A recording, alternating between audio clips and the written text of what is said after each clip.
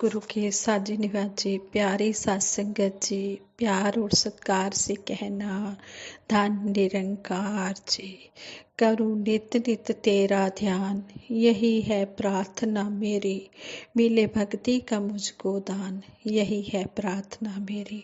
सतगुरु निरंकार दातार के चरणों में यही अरदास है। सच्चे पातशाह हम इसी तरह ये निरंकार के यश गाते रहें, इसकी चर्चा करते रहें।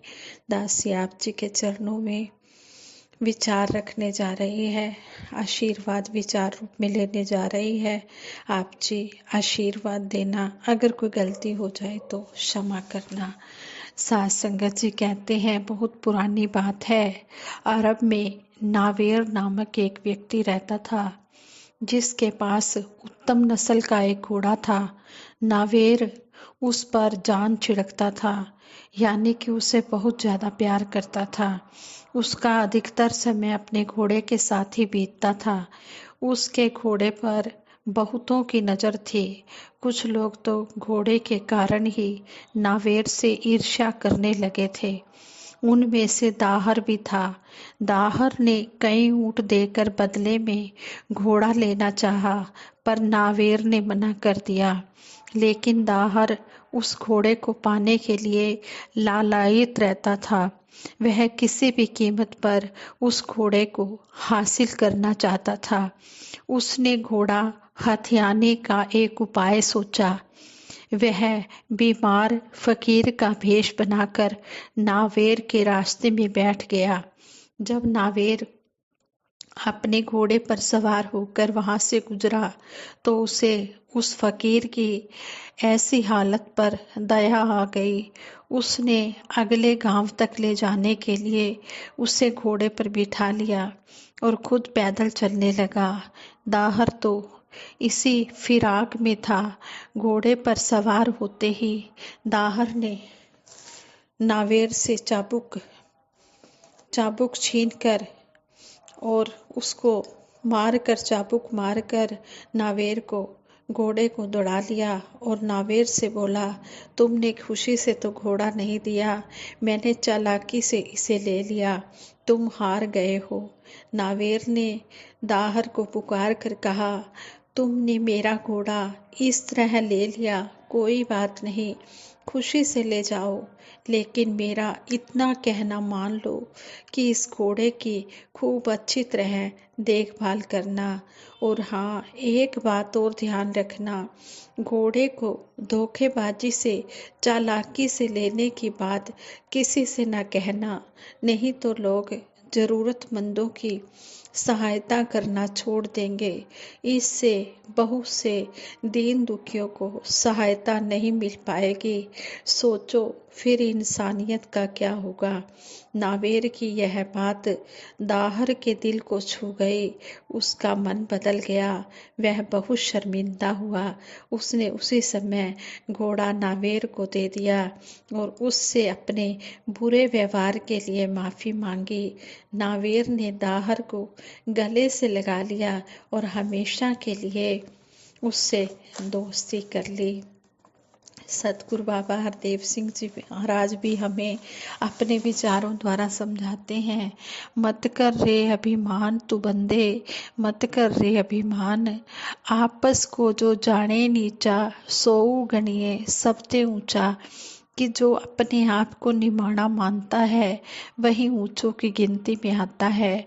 वो नहीं जो सर उठाए फिरते हैं, जो तन का, धन का, विद्वता का भी मान करते हैं, हुकूमतों का मान करते हैं, अपनी शारीरिक ताकतों का भी मान करते हैं, सुंदरता का भी मान करते हैं, लेकिन वही ऊंचों की गिनती में आते हैं जो अपने आप को निमाना मानते हैं। वो नहीं जो अभिमान करते हैं। अगर उस रूप में देखें तो फिर तो रावण की भी महिमा है, क्योंकि अभिमान करता है, राजा है। हमारे पास कितना सोना होगा, रावण के पास तो सोने की लंका थी। इसी प्रकार से कितनी ताकतें रखने वाले हिरण्यकश्यप जैसे कि ना मैं दिन में मरूं, ना मैं रात में मरूं, ना मैं जमीन में मरूं, ना मैं आसमान में मरूं, तो कितनी कितनी शर्तें लगाई हुई थी। इतना उसको विश्वास इस बात का था कि कोई चीज़ मुझे हाथ भी नहीं लगा सकती।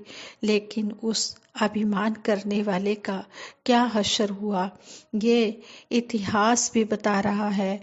इस प्रकार से वो ऊंचा नहीं हुआ करता। जाति के आधार पर भी दूसरे को नीचा करके देखना और अपने आप को श्रेष्ठ करके देखना। महापुरुष कह रहे हैं, ऊंचे कुल का जन्म्या करनी ऊंच ना होए, जाति पाति पूछे नहीं, हरि को भजे सो हरि का होए। जाति का गर्व न कर मूरख गंवारा, इस गर्व ते चल ही बहुत विकारा। तो यह जाति का मान भी करते हो और दूसरी तरफ यह कहा जा रहा है, पांच तत्व का पुतला नानक मेरो नाव, कबीरा दूर सकेल के पुरिया बांधी दे, दिवस चारी को पेखना अंत खे की खे। दिवस चार को पेखना अंत खे की खे, कि वही मिट्टी है, वही पांच तत्व हर शरीर के साथ जुड़े हुए हैं। तो किस चीज पर अभिमान कर रहे हो? कोई आधार ही नहीं है। आधार घड़ते हो, खुद निर्माण करते हो और फिर चल निकलते हो नफरत करने के लिए। मालिक ने कहाँ पर बनाए हैं कोई निशान, कि कौन हिंदू है, कौन मुस्लिम है, कौन सिख है, कौन ईसाई है, कौन ब्राह्मण है, कौन शूद्र है, कौन वैश्य है, कौन हरिजन है, कोई पहचान नहीं है।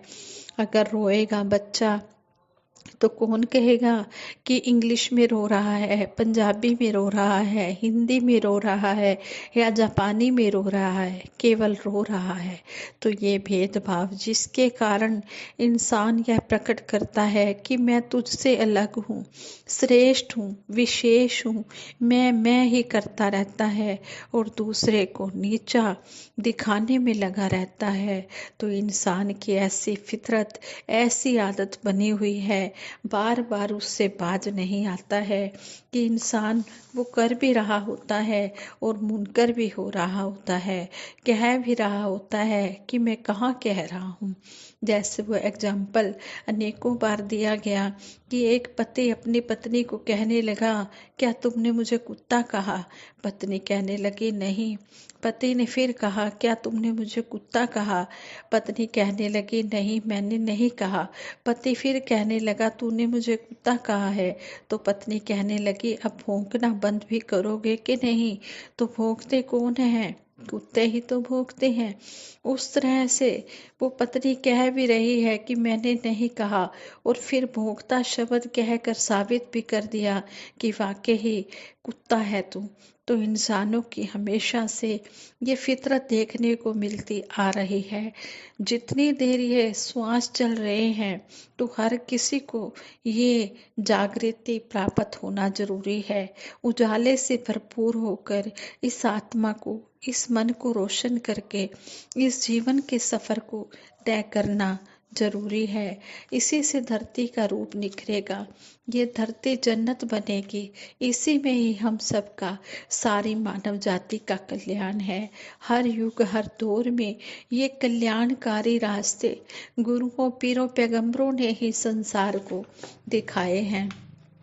और परोपकार की बातें ये संत महात्मा गुरु पीर पैगंबर ही बताते हैं। वो यही कहते हैं कि इसी पर आप अपनी सोच अच्छी बना लो, अपनी भावना अच्छी रख लो।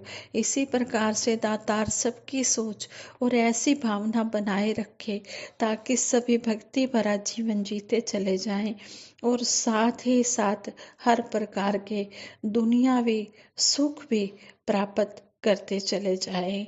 इस तरह सतगुरु बाबा हरदेव सिंह जी महाराज ने हमें अपने विचारों द्वारा बताया है कि तुझे बड़ा उत्तम जन्म मिला है, इसको कोड़ियों के भाव मत गवा, इस मानव जाति को शर्मिंदा ना कर, इस मानव जाति को तू ऊंचा उठा, अच्छे कर्म कर। जो तुझे समझाया जा रहा है उस बात पर तू गौर कर। तो हमने इन विचारों को अपने जीवन में कर्म रूप में ढालते हुए हमने अपना जीवन सुखमय बनाना है। जब होगी पल पल बंदगी, बंदगी गुरु बंदगी, तो होगी सुखमय जिंदगी, जिंदगी जी जिंदगी। जब हम सतगुरु के कहे अनुसार अपना जीवन बना लेते हैं तो हमारे जीवन में आनंद ही आनंद आता है, खुशियाँ ही खुशियाँ आती हैं, फिर किसी प्रकार की भी कोई कमी नहीं रहती है। जो भी हमारे लिए सुखदायी होता है ये वही करता चला जाता है।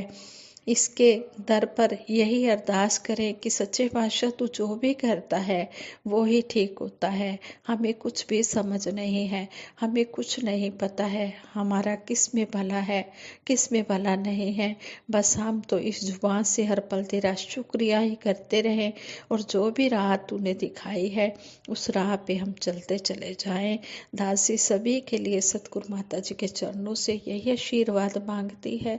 हे दातार सच्चे पातशाह, सभी को तन मन धन के सुख देते हुए सेवा सिमरन सत्संग के साथ जोड़ के रखना। सारे सुख दुनिया दे पादो साड़ी झोली विच फिर भी मिलाई रखना संतां दी टोली विच। साथ संगत जी प्रेम से कहना धन निरंकार जी।